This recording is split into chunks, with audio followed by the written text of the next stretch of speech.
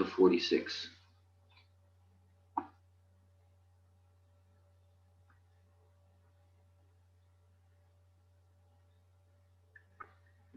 So text 39. After thus instructing the king, the Supreme Personality of Godhead immediately disappeared. Then King Satyavrata began to wait for that time of which the Lord had instructed. Text 40. After spreading Kusha with its tips pointing east, the saintly king, himself facing the northeast, sat down on the grass and began to meditate upon the Supreme Personality of Godhead, Vishnu, who had assumed the form of a fish. Text 41. Thereafter, gigantic clouds pouring incessant water swelled the ocean more and more. Thus the ocean began to overflow onto the land and inundate the entire world. Text 42. As Satyavrata remembered the order of the Supreme Personality of Godhead, he saw a boat coming near him. Thus he collected herbs and creepers, and accompanied by saintly brahmanas, he got aboard the boat.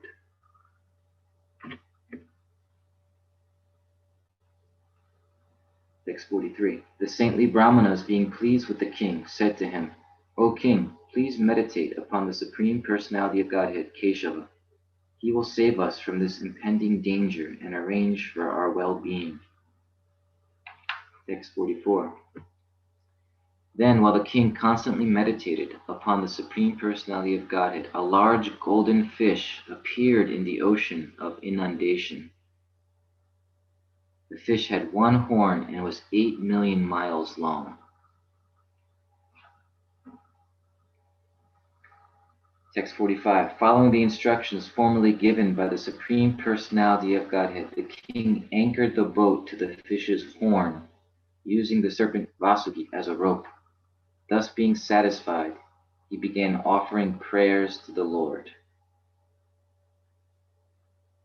Okay, then we come to text 46, which is the beginning of King Satyavrata's prayers to the Lord. So we'll read the Sanskrit and the translation and purport by Srila Prabhupada.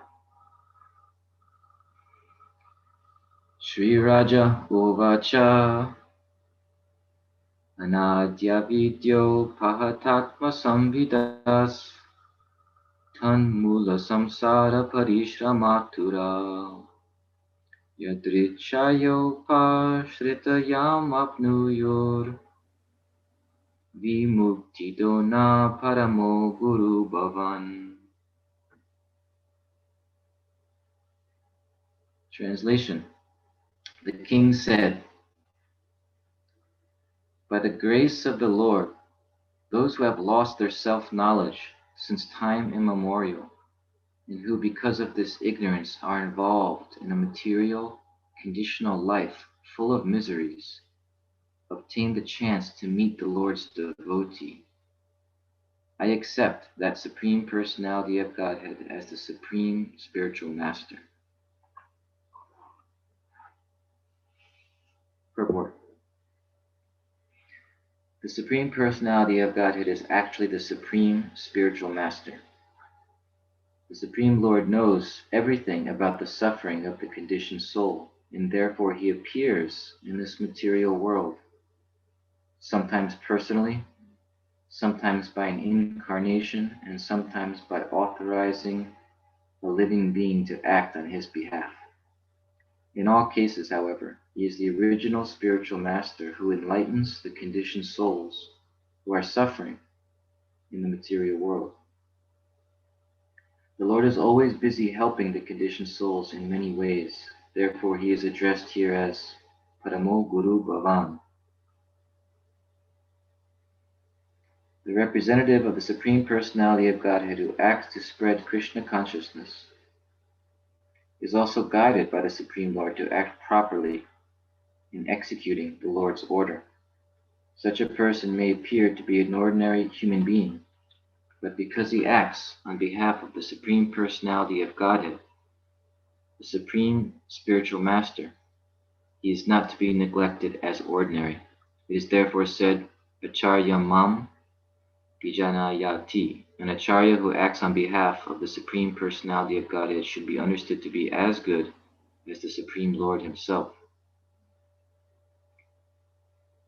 Sakshat daridvena samasta shastrai uktas tata bhavyata eva sadbir kintu praborya priya eva tasya vande guru shri charanara. Vishwanath Chakravarti Thakur has advised that the spiritual master, acting on the Supreme Lord's behalf, must be worshipped as being as good as the Supreme Lord, for he is the Lord's most confidential servant in broadcasting the Lord's message for the benefit of the conditioned souls involved in the material world.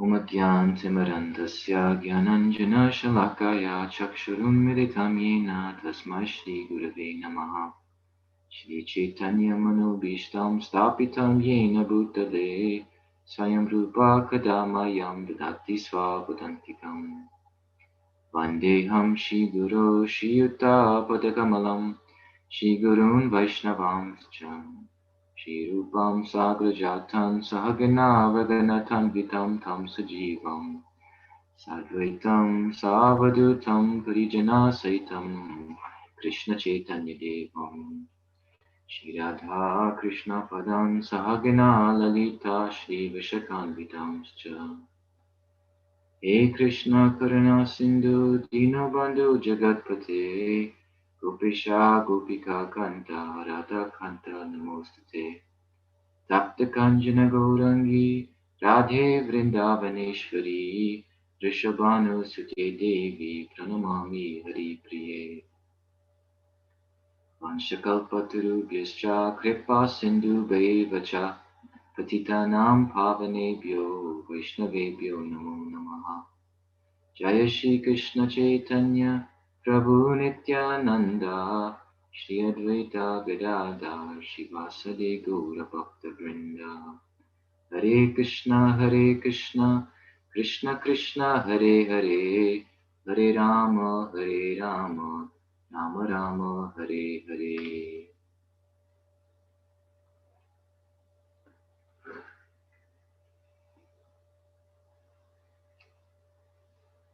So nice to be with all of you this morning.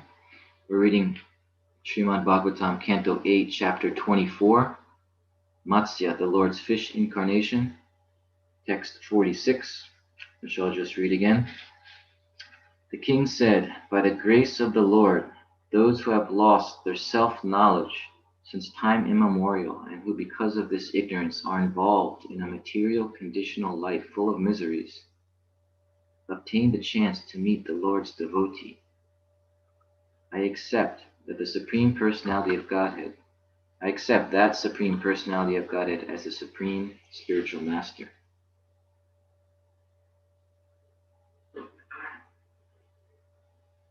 So this is an exciting story, huh? Matsya Avatar. Parikshit Maharaj previously asked Shukadeva Goswami, how was it and why was it that the Supreme Lord took this gigantic form of a fish? Bhagavatam is questions and answers. A lot of the Vedic literatures are questions and answers between sages, between the Supreme Lord and his devotee, between sometimes demigods, between a king and a sage. So Parikshit, because of his question previously, now Shukadeva Goswami is addressing that question and telling the whole story of Lord Matsya. And Shukadeva Goswami tells Parikshit, these uncommon activities cannot be fathomed by those who are subject to death. So that's us, living beings who are subject to death. In other words, living beings who are in this material world, they cannot fathom these uncommon activities. But yet, he says, Shrinvan yati param gatim But if one continues to hear these uncommon activities of the Lord, Param Gatim, he will reach, or she will reach, the supreme goal of life, the supreme destination, Param Gatim. So this is how we should hear these stories, even though they're fantastic, they're unimaginable. Shukadev Goswami says that, unfathomable. But yet, if you continue to hear, then you will reach the supreme destination. And they're very attractive. We should allow ourselves, sometimes doubts get in the way. We doubt this story of the Lord taking the form of a huge fish. Right? If you think that, and those doubts prevent us from actually entering into the wonder of the Lord. This is such a wonderful story. It is so amazing. And if you can let yourself to enter in, why wouldn't it be possible? We're talking about God, aren't we? Why would we say he can't do this, or this is not possible? So if one can get past that and start to just appreciate that the Lord can do anything and he chose to do this wonderful, remarkable pastime, then actually when you hear it, you'll experience ecstasy, because the state of wonder, right? Have you ever been in a state of wonder or awe? You get goosebumps. Your mind is blown. And if it's the Lord doing something remarkable, unbelievable, and also out of compassion, and it also moves the heart and moves us to tears of ecstasy, actually. So just wanted to add that, because when we hear, a lot of the Bhagavatam has these, incredible stories. There's a way in which when faith awakens, an appreciation of the Lord, and we see these activities are also performed out of compassion, as is this pastime, and it has such a beautiful and powerful effect on us. It changes our heart.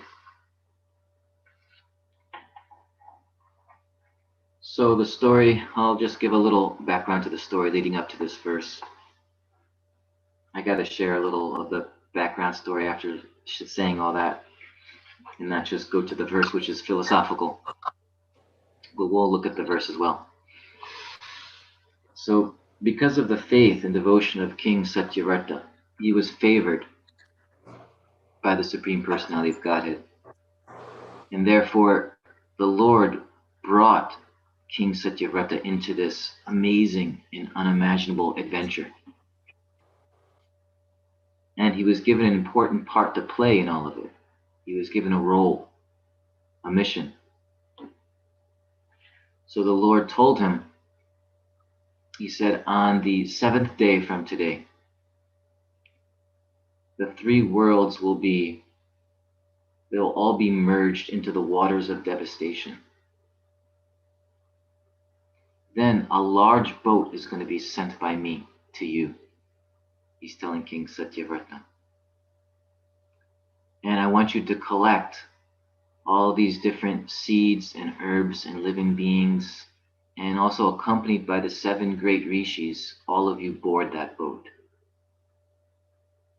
And because of the inundation, the waters that will begin to manifest, that you board that boat and you'll be safe for some time. And then I will appear. I will appear in the distance as this enormous fish. And when I come, you can tie the boat to my horn, and I'll protect you through the inundation, the devastation, the waters of devastation that will be taking place. So imagine getting this instruction. This is such a, King Satyavrata is brought into this incredible story and pastime and adventure, and he's told, this is what's going to happen, this is what you have to do, so get ready.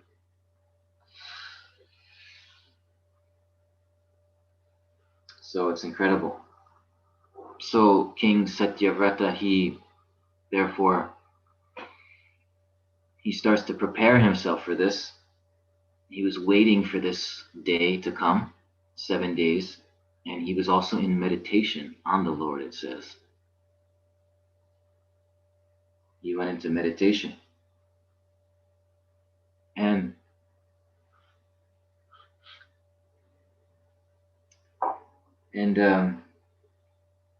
so he's sitting in meditation on the 7th day. And then what does he see? He sees these gigantic clouds beginning to form. And incessant rain was coming from these clouds, going into the ocean and swelling up the ocean, so that the oceans were overflowing all onto the land. The whole land started to become covered. It's like a nightmare, right? Or a dream. Sometimes people have dreams of flood, ocean, huge waves and coming onto the surface of the earth, and the fear. Some tsunami, right? What's more disturbing and powerful, seeing something like that? So, and just as the Lord said, once these waters began to fill up the earth, then a boat came to King Satyavrata. And he followed the Lord's instruction, carried out all his instructions to gather other living beings, seeds and herbs, and to board that boat accompanied by the 7 great rishis, Sapta Rishi. And so there they are on this boat now, and the waters are increasing, and the waves are tossing them. And then in the far distance, they see an enormous, gigantic golden fish coming. Goldfish. Anyone have a goldfish growing up? I had a couple goldfish. It's funny that it's said here that goldfish, but what, completely enormous coming towards this boat. And King Satyavrata, therefore, then he attaches this boat to the horn of this giant fish, Matsya. And then, at that time, he begins to offer prayers to the Lord. These devotional prayers that are full of transcendental knowledge. Right? So that was all just a little lead up to the verse of today, which is his first prayer that he's offering to Matsya Avatar.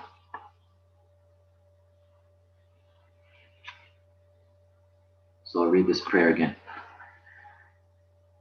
The king said, "By the grace of the Lord, those who have lost their self-knowledge since time immemorial, and who because of this ignorance are involved in a material, conditional life full of miseries, obtain the chance to meet the Lord's devotee.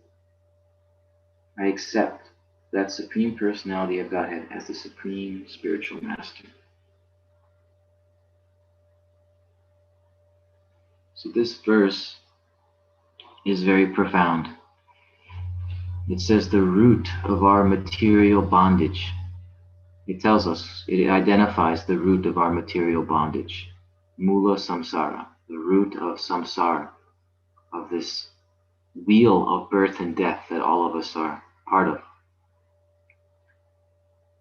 And what is that root? The root of the material bondage. It says upahata atma samvida. It is because we've lost our self-knowledge. This is why we're circling around in the wheel of birth and death, because we've lost our self-knowledge, the true knowledge of our identity, who we truly are.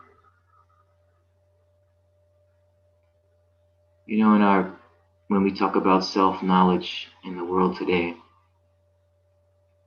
people usually just mean an analysis of our conditioning, our present conditioning. right? The traumas we've gone through, the experiences, and you kind of analyze it and you work on yourself in that way. Psychology, right? Psychology. This is usually what we mean by self-knowledge. But if you notice, the Vedic teachings, they don't dwell so much in our personal psychology. It doesn't go too deep into that. Psychology has its place, and usually how that comes about in the Vedic teachings is an emphasis on living according to the mode of goodness. Mode of goodness lifestyle and everything that entails. And by living that way, what we eat, how we act, our interactions, the work that we do, what we take in through our eyes, our ears, when you choose to take in the mode of goodness above the other modes of nature, passion and ignorance, then one starts to develop a healthy mind, a mind in the mode of goodness. And really it just leaves it at that. It doesn't get into all the intricacies of as modern psychology does, all the intricacies of our mind. And there's a need for that today because of the state that we're in and the experiences and how things have gone so far away from the spirit. We're so, it's like a maze, the material energy. We've like entered this maze, you know. I was just thinking the other day of,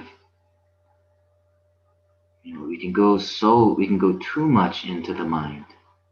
And just as we've created now, you know, these computers and the internet and our phones, and just think how deep you can go into all of that and get lost. The intricacies and everything imaginable. That is a snare of Maya. That's another way Maya distracts us from Krishna. It can have a use. We can use it. Just imagine how we all have the experience, right? You start looking at something and you get lost, right? They call it the web of the internet. You get lost and entangled in that web. And then you have a habit of doing that. So this is the material energy, and the mind is like that too. It's so intricate, so many details, so many alleys, so many things going on there. And so modern psychology can kind of get into all that, and in that way there could be some relief and some health from doing that, working on certain things, but it also is not taking us to the goal of life. One time, somebody asked Srila Prabhupada about psychology. And Prabhupada said, very interestingly, he said, "We are not psychologists, we are philosophers."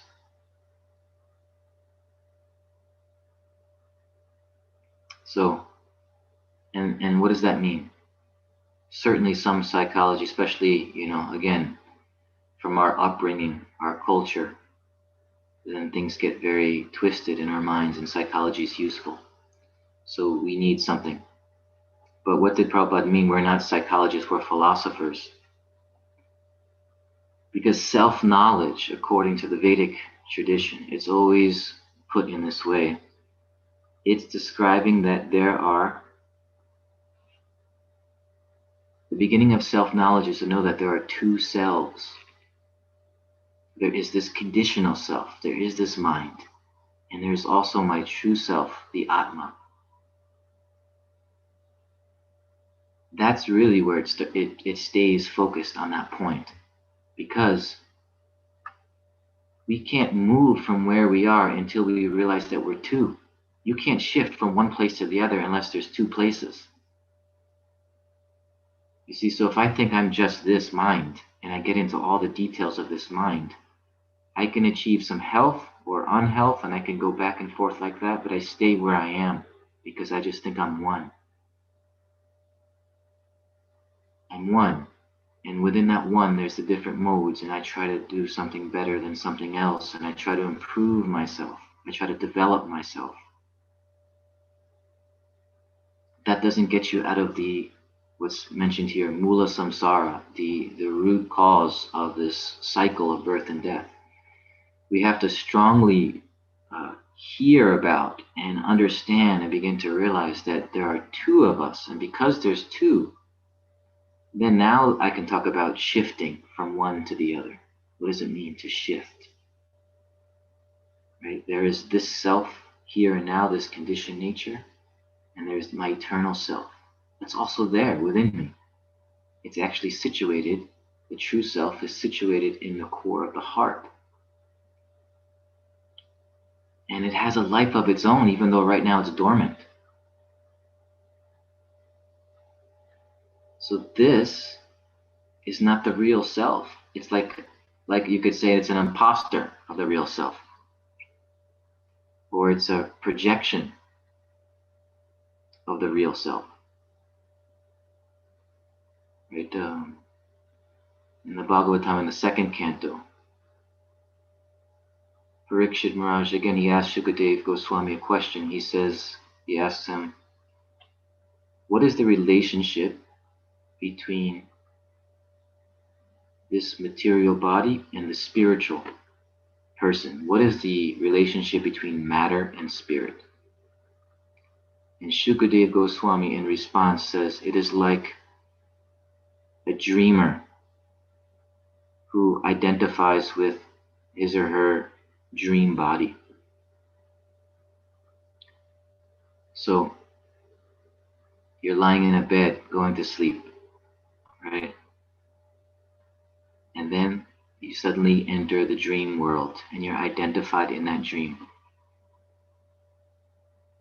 So who's more real? The person lying in the bed is the real self, but that person is asleep and they kind of have a projection of themselves into another environment. And they also have a body there. And they believe that this is me, but it's actually a dream. So this is our state. The soul is like that. The soul is asleep right now. It's lying dormant in the core of the heart. But it wants to dream as well. It also wants to have a dream. The pure spirit at one point in time wanted to have a dream. What was that dream?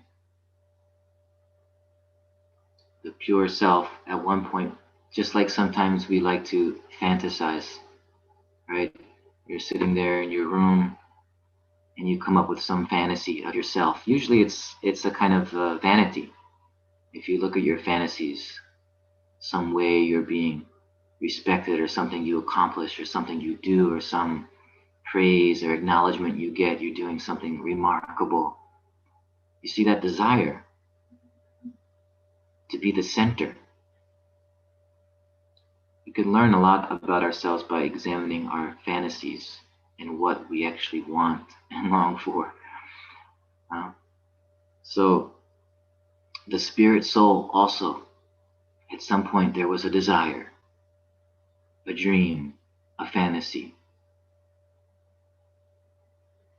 And so at that time, the spirit soul withdraws and becomes dormant. And then this other self emerges who can live out that fantasy, live out that dream. And that is us here in this material world. But we get very entangled and we get, there's the laws of nature and the law of karma. And so all these things are operating. So it turns out to be a pretty bad dream. We had an idea to be the center, to enjoy separately. It says in the Bhagavatam, Priktak Drisha, this vision of separate interest. That was the desire. And that puts the living being in a different environment. Just like when a person sleeps at night, he enters a different environment, which we call dreams. And then he's interacting and things are happening. And what's happening in dreams?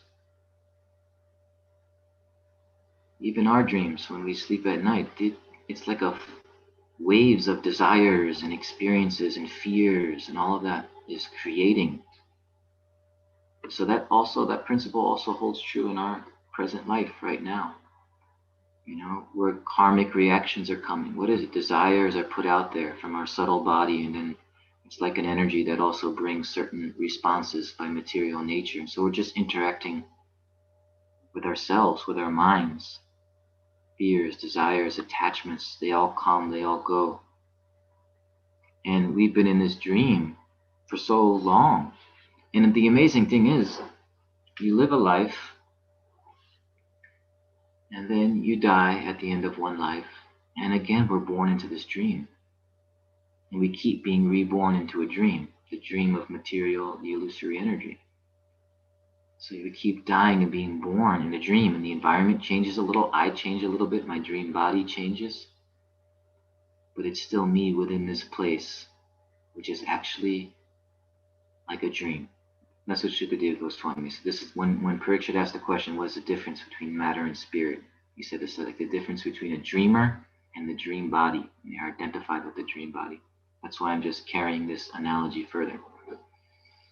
But we can really meditate on this. And this is, again, you see, this is more philosophy rather than psychology. And we need a certain health in our psychology to even be able to think about these things philosophically. So when Prabhupada said, we are not psychologists, we are philosophers, I would also have to add, but to be able to be philosophers where you actually get realization by the mercy of Guru and Bhagavatam, then you need a certain health of psychology, a certain, at least a basis of being healthy. So there's a need for psychology, and then there's also a need to hear about the two selves, that I'm also a pure spiritual soul, part and parcel of God. And how do I access that? Is there a process that I can shift? Is there a process to shift from this conditioned self to the spiritual self? Yes, there's a process. There's a process to make that shift. That's the process of devotional service. Because suppose we are truly in our spiritual nature. We are totally identified with the Atma. What does the Atma do at that time? It serves the Lord spontaneously with love. And so, even though I'm not identified with my spirit right now, I'm identified with my material body, my material mind, but we're guided by those who are living from the spiritual level. And we're encouraged spiritual activities, service to the Lord. Enter into that, meditate. What does it really mean to be a servant? And then we perform service with that service attitude, because it is the function of the soul, it is the activities of the soul. It starts to uncover, it starts to remove, it starts to shift. We start to shift from the material identity to the spiritual identity. That's what's supposed to happen when we chant, when we hear. It's a gradual shift into who we truly are.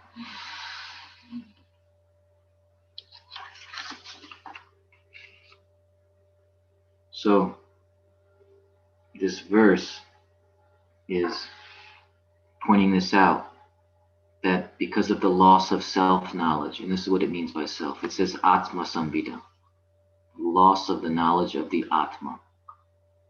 And then therefore we have to understand the relationship between the Atma and me now, this personality. This personality is like one wave that comes and goes. And the total self, the true self, the Atma can be compared to the whole ocean. That's how much we are. That's how much more we are. There's the total self, and there's this little personality for one life, which is like a cut-off fragment of the total self. And it's like a dream, actually. It's like a projection of the true self. And so, shifting back into who we truly are, this is the whole process of devotional service. And the amazing thing is that just by hearing about the Lord and his pastimes, like we're hearing about Matsya, then included in that realization of the Lord is the realization of who we truly are. It comes simultaneously. The more we can understand who the Lord truly is, the more we become attracted to the Lord. the more our own transcendental nature will arise. Jiva Goswami explains this when you chant the name of Krishna, then when you really chant the name of Krishna, then there will be astonishing results eventually. What are those astonishing results? That from hearing the name of Krishna, because Krishna and his name are one. So as soon as you say Krishna, you're actually in the presence of Krishna, whether you realize it or not. The point is we want to realize it. So we want to chant with devotion, with attention. And we start to realize it.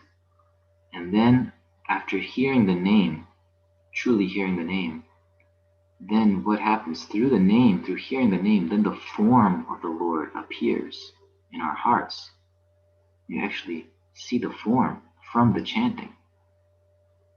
And Jiva Goswami says, when you see the form of the Lord, you also see something of your own true form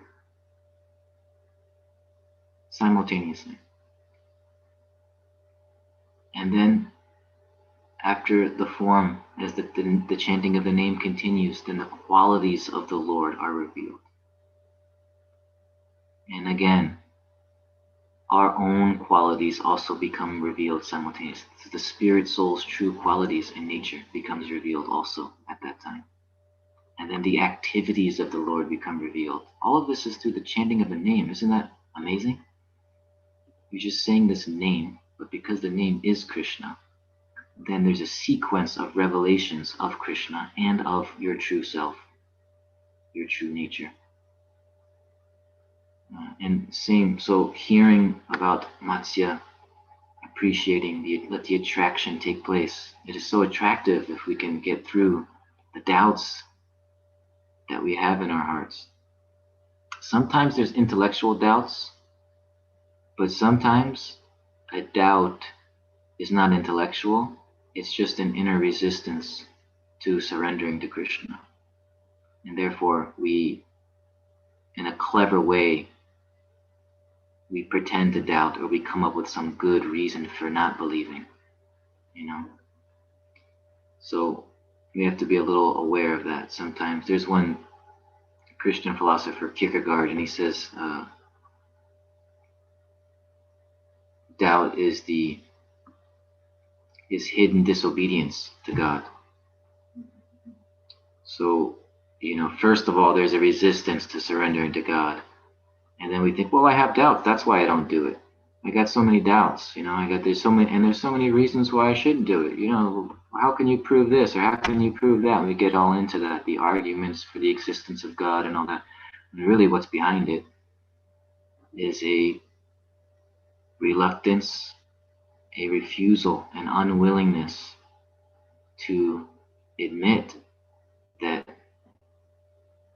God is the supreme, to surrender to that, and to start to change how we're living, to start to examine ourselves and see how, I do put myself in the center. Once you're ready for all that, once you're actually willing to put Krishna in the center, you'll start to see those doubts will start to fade away. They're not real. It's a kind of trick of Maya when we hang on to them too long.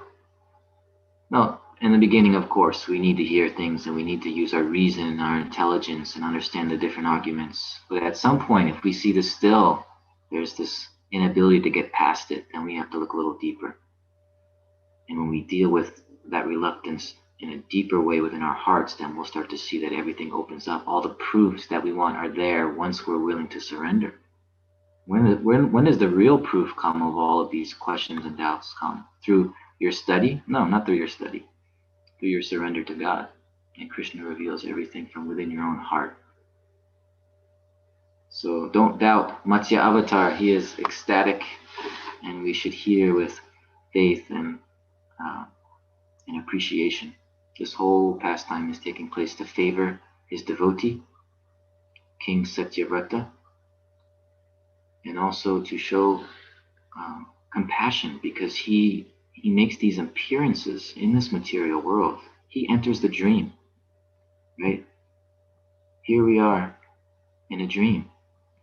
Krishna can enter that dream. When he enters the dream, he's not in a dream body. That is actually, he's completely pure under all circumstances. And when we see this happening, or we hear about this happening, we become attracted to the Supreme Lord. And that's our path to liberation. That's our path to perfection, is to just be attracted to Krishna, his activities, his pastimes.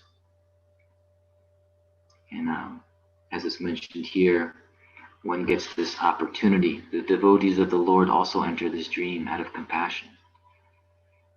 They're not in the dream in the same way we're in the dream. We had a fantasy and we entered some different environment, but the pure devotee willingly comes into this dream to save. And that's why their messages wake up. We're in the dream, they're in the dream, and their message is always the same. Wake up, this is not your true self. You have an eternal relationship with God, you're disconnected from that. Every spiritual tradition has that message. The methods may be different, some information is different, but this is the essence of it. We use different words to describe it, but just be saragrahi, be essence seeker, and follow the great devotees of the Lord. Trust in them. I'll stop here. Thank you so much. So we have a few minutes if anyone has any thoughts, comments, questions, disagreements. Hare Krishna. You could unmute yourself. Usually, Gorsharan Prabhu does this, but he's left me alone today. But you can write your question in the chat. Can you hear me? Yes. Who is that? You're not alone. You're not alone. Gail. I know. I do know that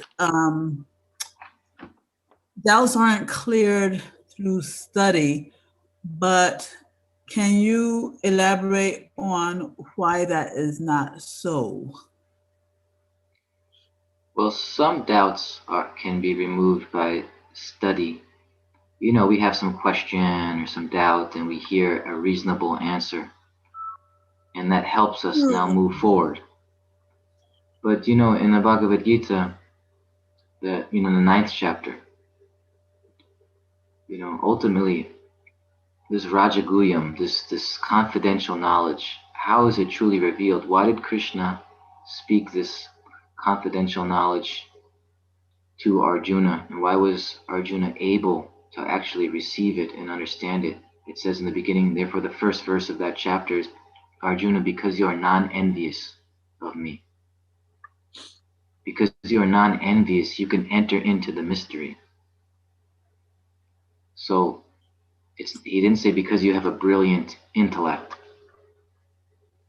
So an envy, that's a thing of the heart, and to remove, to surrender, because all this divine knowledge is one with Krishna. And so how is Krishna revealed? Not really through our study, but it's revealed through a surrendered heart service. And so with the realization of Krishna comes all transcendental knowledge. We also, as I was mentioning, the realization of Krishna includes the realization of ourself, and what's in the self is all transcendental knowledge. It's there already within us, but it's covered. So the way to break open that covering is not through an intellectual process. We need that. That's part of the process. But ultimately, it's a kind of surrender, and then everything is revealed. I don't know if that helps, Gail, but that's... You start off by saying that some doubts can be addressed intellectually. Which doubts can and which doubts can't? Well, you can ask yourself that. Think about certain doubts that you've had, and then certain answers that were given and something that just made sense. And you said, okay, that's taken care of. I can put that aside now and continue. Otherwise, that was kind of a block for me, perhaps, So sometimes we hear something and it's enough to get us through. My point is that once all of that is done, there's still something else you have to deal with to get the full revelation of Bhagavan, of the Lord as a person. There's still something left, because even another kind of a jnani can have so many realizations, but still they don't have the realization of Bhagavan, God as a person, because of the lack of surrender to God. So there's still something missing for such a person. So somehow the full truth has not been revealed, not because of their intelligence, but because something else, a willingness to surrender. That is what opens up everything. That's what, and that, if that is done from the beginning, see, we got to sort all these other things out to kind of get to that. But if that is somehow by faith done from the beginning, then one has everything they need to know. They have it. Well, my question is, there are certain things which I feel like I understand in Krishna consciousness, but I don't know if I'm able to distinguish which of those things I understand by dint of intellect and which of those things I understand by, some divine revelation. Yeah. Well, there's no need to worry too much about it, as long as you're as long as you're moving forward in Krishna consciousness. And when we have a deep realization, the result of that is that we stay in the association of devotees. Our faith is something that's keeping us there. We become more inspired. We become enthusiastic to remain and to serve, and we want to go deeper in this whole process. In one sense, that's the fruit of realization. So, we get into Bhagavatam has very technical chapters, and to understand those things, I mean, it's Bhagavatam. So in one sense, it's the sound incarnation of the Lord. So, but what's from the intellect? What's realization? The proof of realization is that one is steady on this path of devotional service. One, the desire is growing more to give ourselves completely to the Lord. We're starting to see the material energy acting in different ways, not getting fooled, no longer in the dream, right? No longer that I'm just totally identified with the dream, but I'm actually seeing it now as a dream. So these are all fruits of realization. So when these things are happening, when we're touched in that way, touched in a profound way by the truth and by the appreciating the mercy of devotees and things like this, these are the fruits of realization. Okay, I'm happy. Thank you. Right. Anyone else? Ghanashyam Prabhu was saying we can go a little longer if we want, so I'm happy to if anybody has any other thoughts, comments, questions.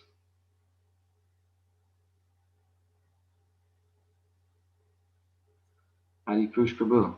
Hare Krishna. Please enlighten Wonderful us. class, wonderful class. You made a really good point there about compassion. I was listening to Bhakti Tirtha Maharaj's class the other day, last night, and he was saying compassion has two components. First of all, you care, you perceive somebody's distress, and then you do something about it. So Gail's question is very appropriate. She's asking, well, what do you remove the doubt? So you gave a good answer that there might be an intellectual appreciation of, yes, this is the right thing to do, but then we have to act on it. Krishna consciousness isn't a movement. Prabhupada said it's the Krishna consciousness movement. You must move, you must do something in devotional service. You can read the menu all day, but when you have dinner, right? When you hear about devotional service, you hear about devotees, you see devotees acting, you think this is a good thing. Good. Are you going to do it? We're just going to, ivory tower intellectually, academically, consider it, appreciate it. Those are good steps. But then, do you step in and give yourself totally to the spiritual master? That's the whole thing, is the relationship with the spiritual master by his grace, by pleasing him, by doing something in the service of Guru. We get realization. Then it's not just an idea, right? So Prabhupada, Krishna here, Matsya, he appears because he's compassionate. How does he illustrate that compassionate? He's saving the Vedas for people to help them. And then Prabhupada is very compassionate, and we are called to be compassionate. We are called to reach out to people, to risk our lives, to give our strength, our time, our Lakshmi, our talents, to give people Krishna consciousness. And if we're not doing that, we don't really believe it ourselves. Yeah, that's nice. But what about, are you going to step on the boat with both feet? We're just going to nibble around the edges, right? Are you going to jump in and give yourself, what is that thing Martin Luther King says, unless you found something and someone you're willing to die for, you're not really alive yet. Die means, the full Monty, give it all. Love means love wants to give it all. Anyway, I'm talking too long. Glory to Prabhupada, who showed us how to do it. Thank you, Hari Purush Prabhu. Yeah, it's not. You said it. You said it already. I appreciate your inspiration though, because I know you and I know you live it, so it's inspiring to hear. Glory to Prabhupada. Hare Krishna.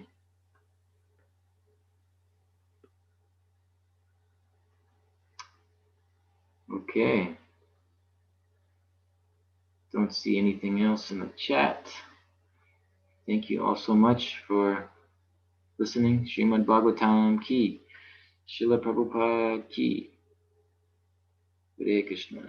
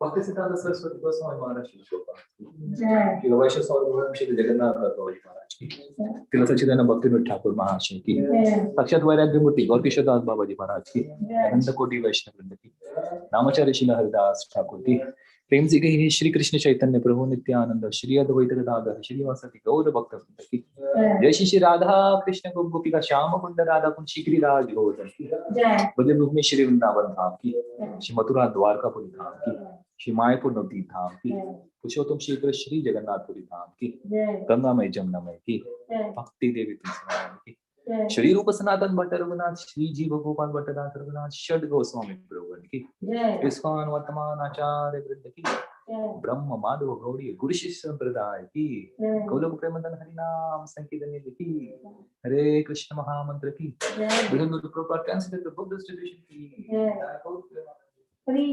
all glories to the Son, all glories to the Son, all glories to the Son, all glories, all glories, all glories to Shri Gauranga.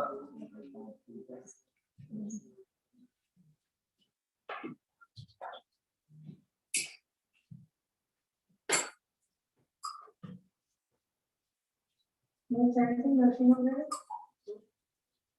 No nothing of that. What? I thought he chant. Okay, you want to chant nothing of that?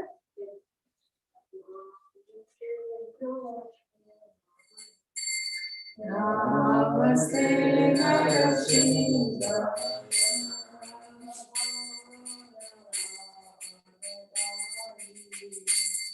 Prayadana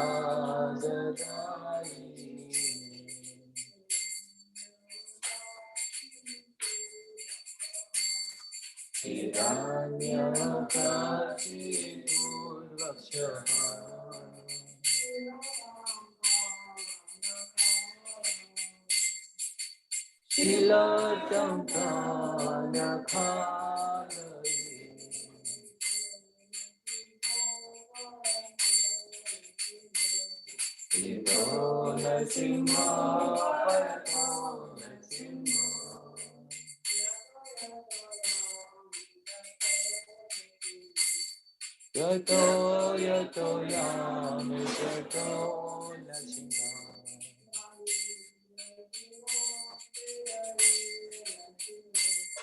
Hare nasinghari hare nasinga.